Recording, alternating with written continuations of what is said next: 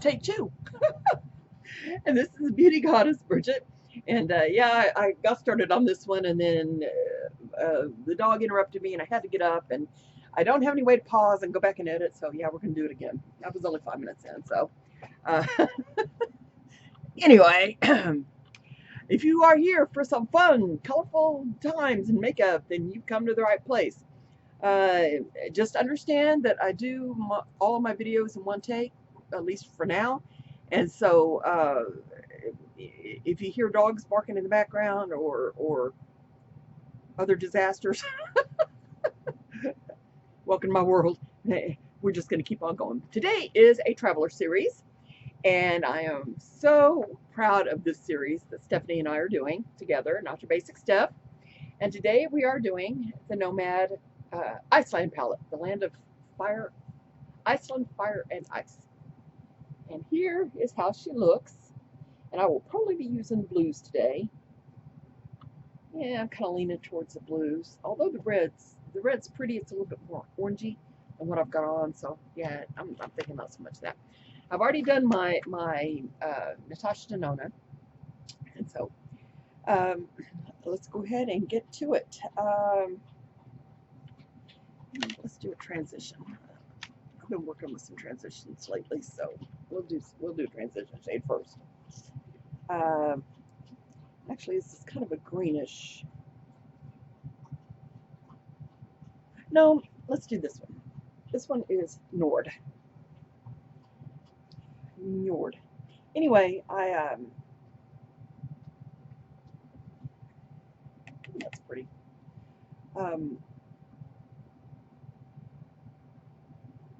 Oh yeah, that is really, really nice.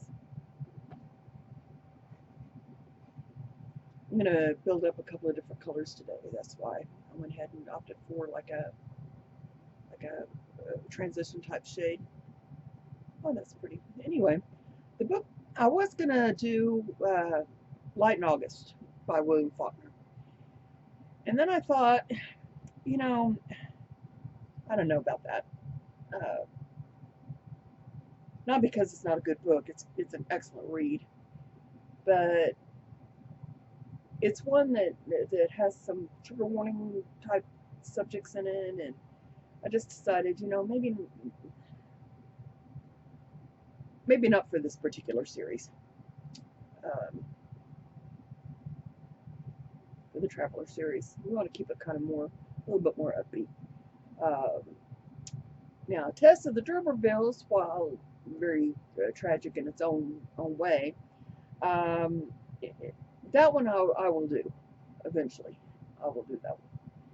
And I've thought about doing Confessions by Rousseau, but that's one that's very heavy, long-winded. It's a thick book, and I'm just going to say this, that I think that it's a lot. It's just a lot to read through and a lot to go through. And unless you've got a book that you can kind of go along with me, and so that I can point out some of the more comedic things, I'm not sure that that's necessarily going to be one that I can do as far as the Confessions go. The Test, yeah, I could do Test. It's a little on the dark side, but it's a fairly fast read, and it's a very common type story, and yeah, it's not bad, not bad.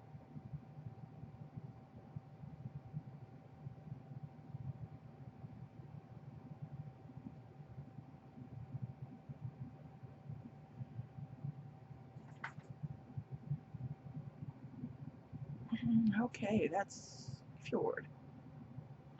Njord with an N. Njord, not Fjord. Njord. Alrighty then. And then I think now I'm going to go in to crease with this one down here in the bottom, and this one is Niflheim.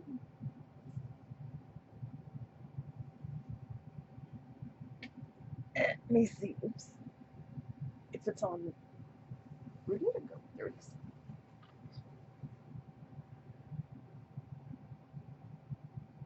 Niflheimer. Alrighty then. But anyway, it's the dark blue in the corner. That one. So, anyway, Test of the D'Urbervilles, I will discuss. What I'm going to go ahead and do for today is one that I think it's a good story, and it's an author that you may or may not have ever heard of, but I know he's better known for his young adult works. Some of those include like The Last Vampire and some of those in the young adult series. He has, I think, a total of 6 adult fiction books, and Season of Passage is one of them. And this is Christopher Pike. Now, Season of Passage was the first adult book that he had written that I read, and I'm glad it was first, because if I'd read Sati or some of the others first, I might not have been even the slightest bit interested in A Season of Passage, or The Season of Passage, whatever. Anyway, because Sati just kind of bored me, I'll be honest. It kind of bored me. Even though a lot of his young adult books never did, The Season of Passage certainly didn't. When I read Sati, I was very disappointed, and that was the last of his books that I'd read.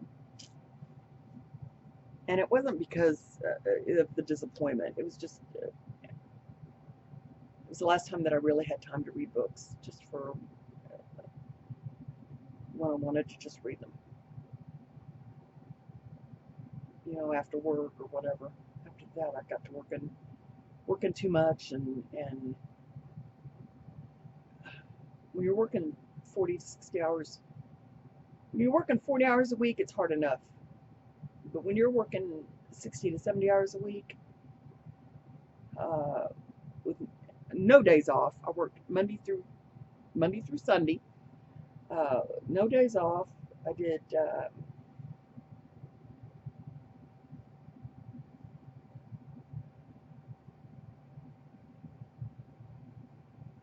I worked at the police department, and so my days off were Monday and Tuesday. But somebody's got to be there at the police department. I worked at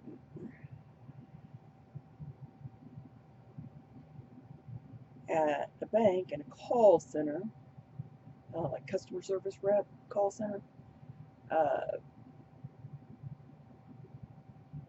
from 3:30 p.m. till 7, Monday through Friday, which was fine, because when I worked at the police department, I got off at 3. So I drive out there and then, you know, do the rest of it. Well, on Monday and Tuesday, when I wasn't at the police department, I worked as a substitute teacher in high school. And I would be off by 3 to run out to the bank, and, you know.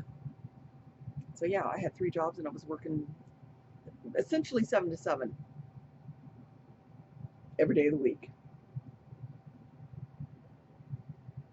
Now, Saturdays I didn't work until 7 at the bank, and of course,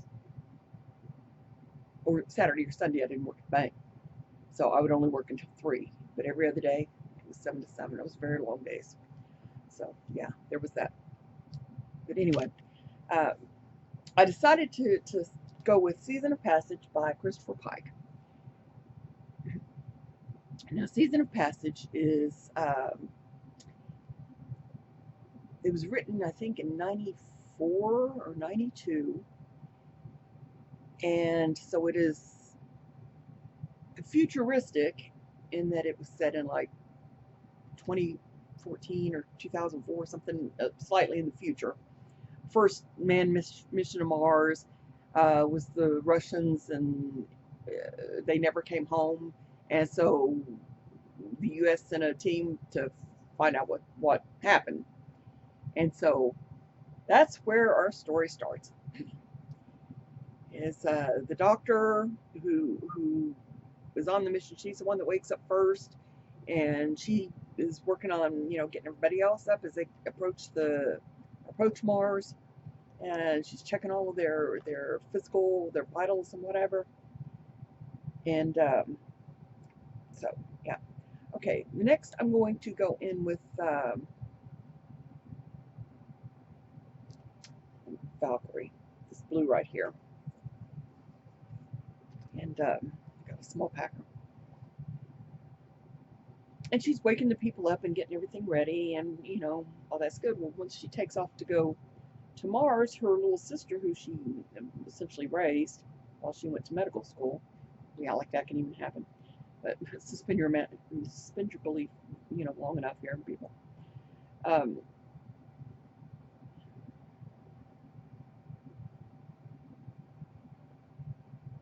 I like that. That's a really, really pretty blue. Um,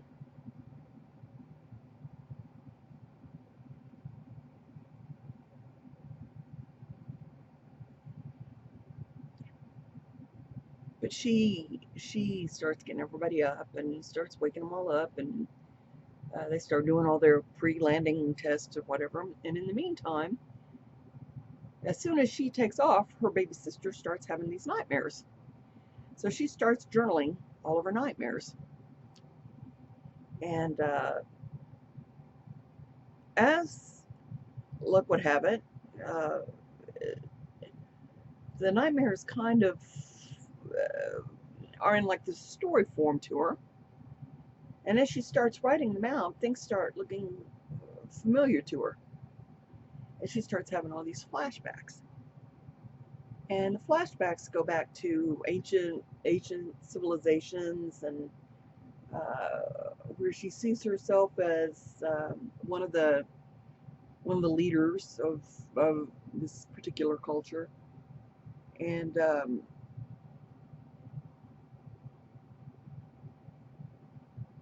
she sees her sister as being the leader of this other culture, and they clash really, really bad, of course. But the one sister becomes something that the other one has to act and has to kill her. And so, and it goes through replaying all of their past fighting, and then today. When she goes to Mars, she essentially picks up like a virus or something that turns her into a vampire, and the doctor is the only one, I think, that makes it back as a vampire, and her sister ends up having to kill her. So it's actually a pretty good story. Uh, if you like those kinds of stories, they are really, really good. Okay, and then I'm going into God's Waterfall here.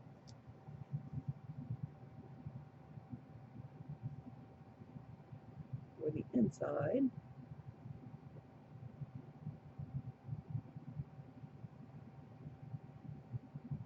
I don't know. Can you guys even tell that it's different? That it's two different colors here?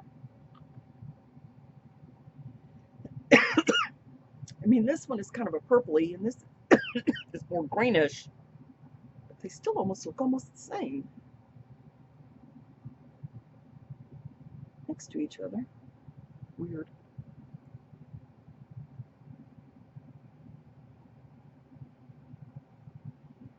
So if that's it, if that's your kind of story, then I highly recommend that you definitely delve into that book. It's a pretty hefty book. I don't know that you can find it like in a store, but you could probably get it through your library. As a matter of fact, that's where I got the second book, Sadi. Got it through the local library here. The second book that I read of her, it is. There was an adult book. So I'm just saying, you know, if that's your thing, go for it.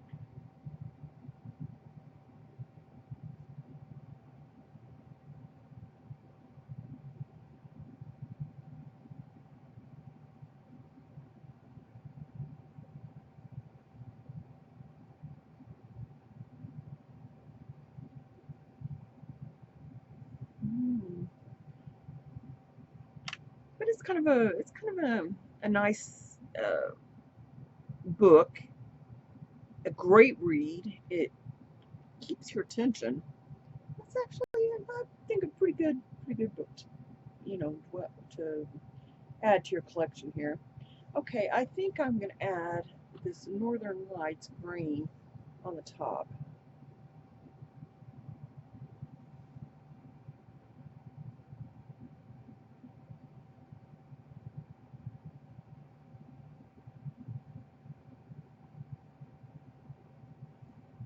I don't know. You can see it really good here in person. I don't know why it's not showing up as much on the video.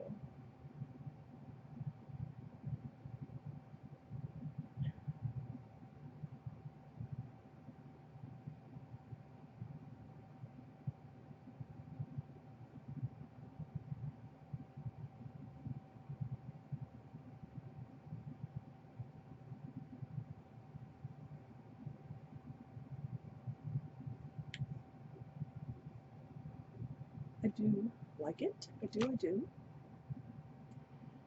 I am going to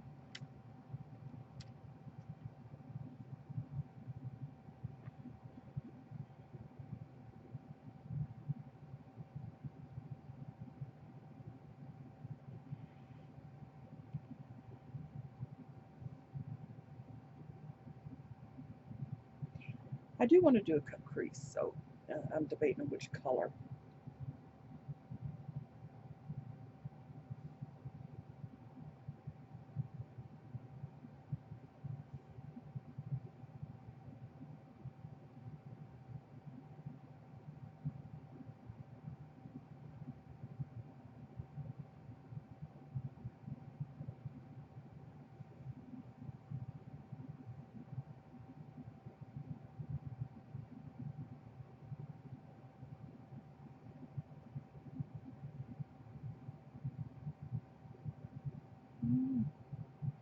It's not very much, not very distinct. It'll have to do.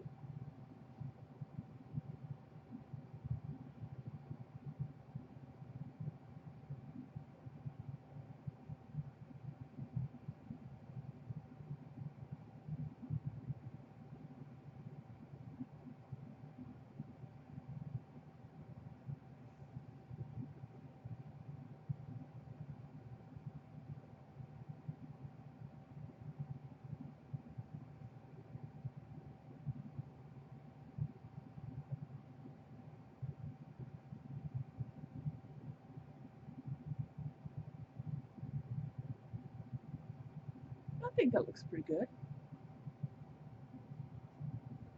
Not bad for cut crease, I don't think.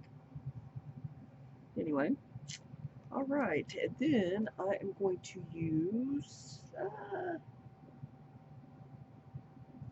you know what, let's go back into,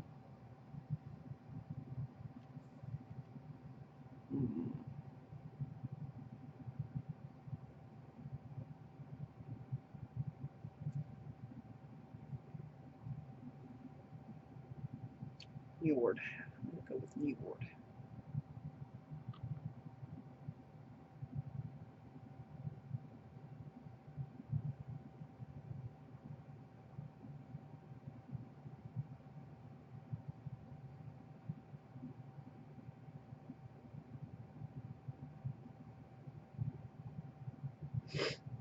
Let me know if you pick up, or if you've ever read The Season Passage, because I really would like to hear other people's thoughts on it. It's kind of a sci-fi, horror, fantasy kind of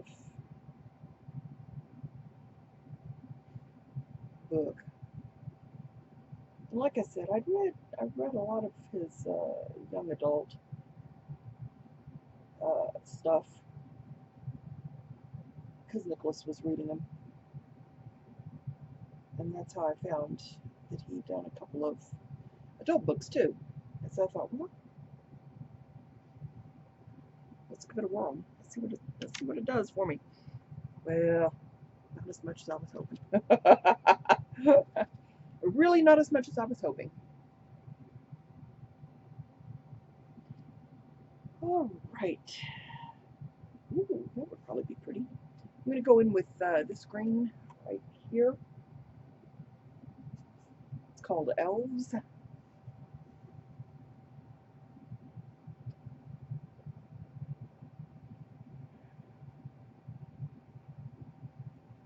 Oh, this may not want to work too well on this with this brush.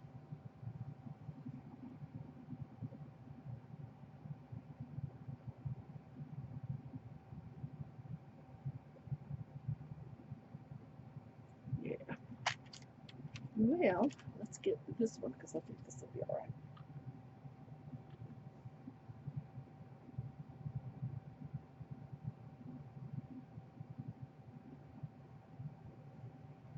All right, let's do Northern Lights. The other one I think is going to require glue or fingertip or something more. More.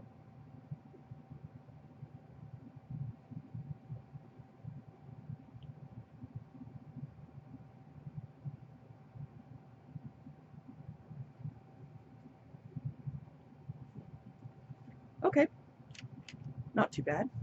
Not too bad. Okay, so again, this is a palette, Land of Fire and Ice, Iceland, from Nomad Cosmetics. Yay! I absolutely love it. Love it, love it, love it. All right, now then.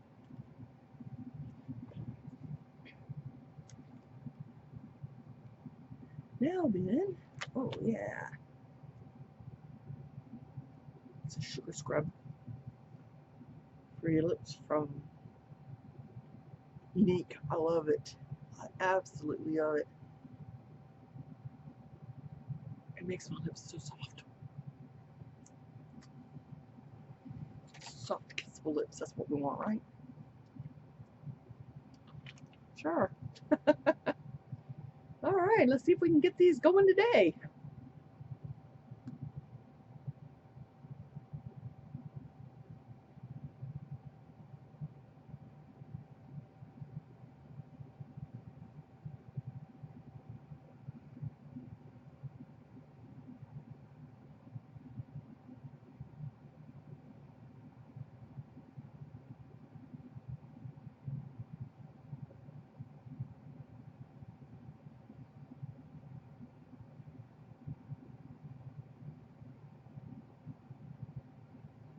Yeah.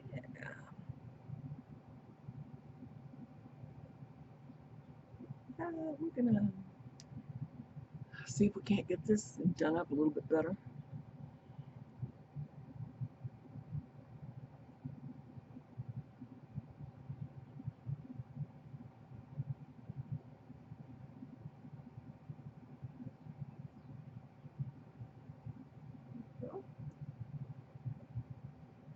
A little at a time, right? A little at a time.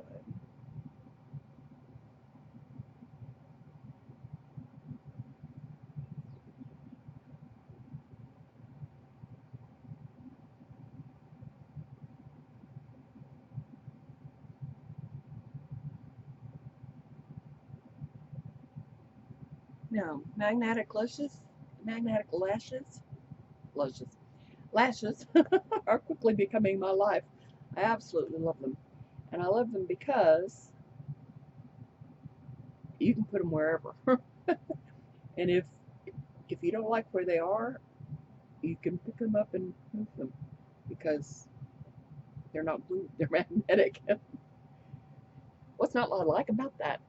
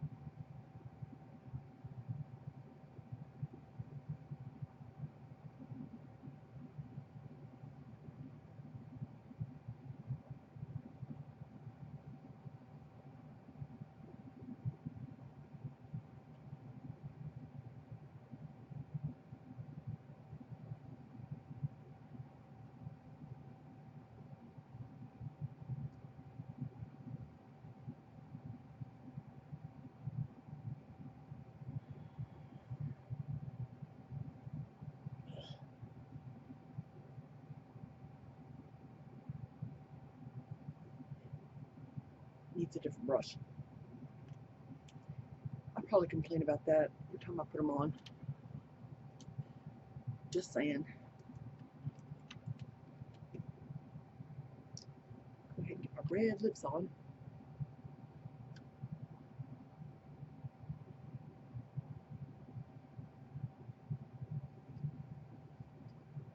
And this is from BH Cosmetics, so no longer available. But I love this color. And I think it looks pretty good, don't you think? I'll be giving you guys some close-ups here once I get all my stuff on. I debated about adding a black underneath to kind of match the line on the top, but I have since changed my mind.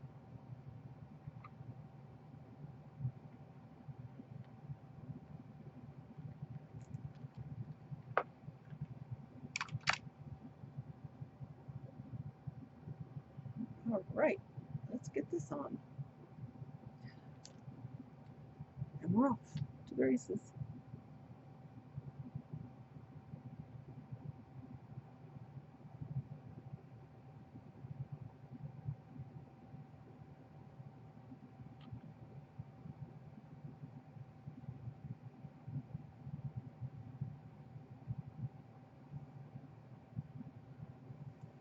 I do like these lashes far better than most of the false lashes because they don't look too brazenly, blatantly fake.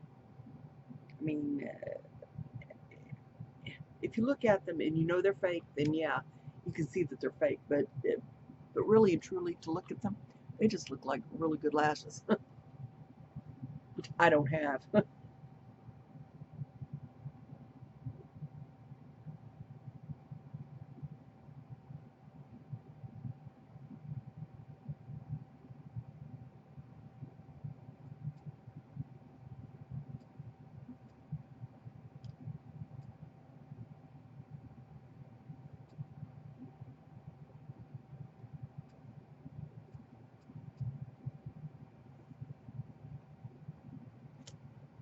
Okay, let's take a look. Okay, it's as good as I can get in here.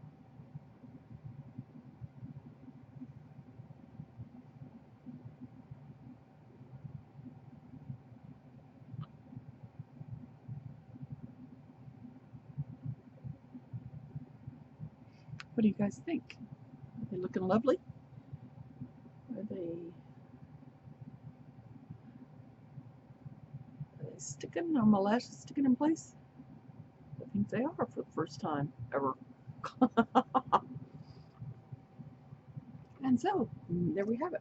This is my look with the Fire and Ice palette for our Traveler series, with a book review of A Season of Passage, with my fake Younique Magnetic Lashes, and all the other stuff. Everything will be listed below. All the primary stuff that all my sites, all the affiliated codes or whatever. Most of what I've put on, I have discussed in detail on what I'm using, so I don't see any real reason to link up all that stuff.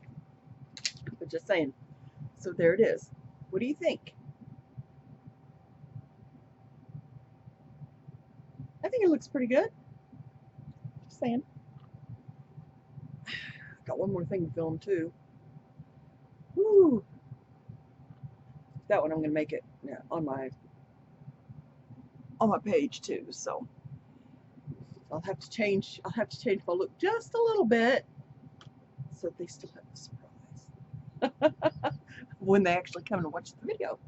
But anyway, please, if you're not a follower of Not Your Basic Stuff, go watch her video, and hopefully you will love her as much as I do. I've been following her since just about the time she got started. Actually, I didn't realize that when I started watching her that I was one of her first probably 50 subscribers or so. I didn't know, but I had been watching Annette and Debbie, Vinyl Beauty, and I've been watching a few of the others, the bigger names, and some of them I struggle to relate to for a lot of reasons. Don't read anything into that. I just struggle. I struggle to relate to Annette because she's so young. I struggle to relate to, you know, people that are having babies, and because I never quite got understood or uh, got the call for motherhood, parenthood. Just that whole, oh, I want to get married and have babies kind of escaped me. As a kid, I was kind of like, yeah, married maybe, but I don't know about babies. What are you doing when they get here? You know, to this day, I'm surprised that my son survived me. I really am, because I was not a great mother. I mean, I wasn't a bad mother. Don't get me wrong. Don't read more into that. I was not a bad mother, per se. I mean, I didn't beat him up, or I didn't, I didn't neglect him, or anything like that. I just am not very motherly, maternal. You know, if I heard a kid screaming, I had to go to the window and look outside and make sure it wasn't him, because I couldn't tell him from the other kids. Yeah, that is just how bad my maternal crap is. It's bad. It's really, really bad. So, yeah. He survived somehow. And as he told one of his friends one time, he was talking on the phone to somebody, I don't even know who it was.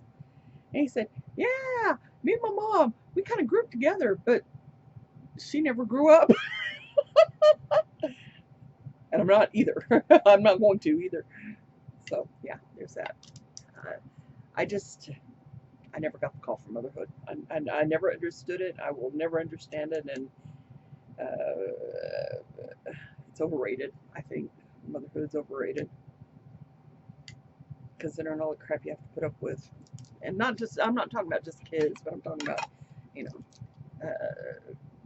your partner, scheduling, life. They suck out all your money.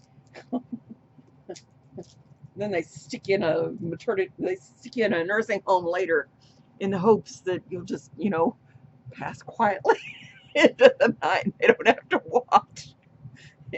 And they cost a fortune. Did I mention that? They cost a fortune to raise. I just never really got that. I just never really got the memo of why having kids was a great thing.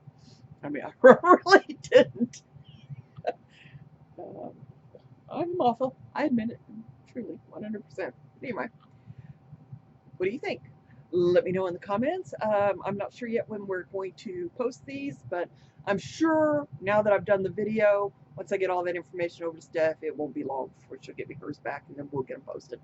But anyway, I love you all very much. Thank you for spending some time with me, even though most of the time it's been quiet. I should do a video on why I do that, but anyway, why it varies so much between being totally crazy and talkative and maybe not so much. But anyway, there's that. Look for this to be posted, and watch for all my videos, and like and subscribe and all that gobbledygook, because yeah, I'm gonna need it. If you can't be good, be careful. And if you can't make good decisions, then carry some bail money, or have somebody carry bail money, or make sure somebody's got bail money, because you probably have to call. Ciao.